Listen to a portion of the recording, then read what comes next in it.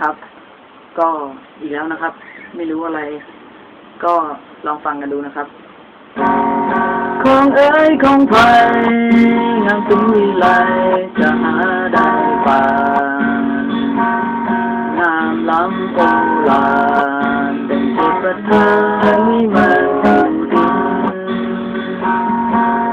ชมเอ๋ยชมชื่นชมพึกให้เดินชมชื่นชมจริงมีน้ำตะคองไหลลินให้ลอยกินชุ่มชีวิตชื่นบานมีดอกบัวที่แสนวิไลเราพร้อมใจบูชาก็ลงหลักมันสัญลักษณ์เป็นนิจนิรันดร์ของไปนั้นดังวิมานสถานวิไลบัวเอ๋ยบัวแก้วมองเห็นเป็นน้ำขาวขาวไปของไผ่เสียงใจที่แห่งใดฝังใจไว้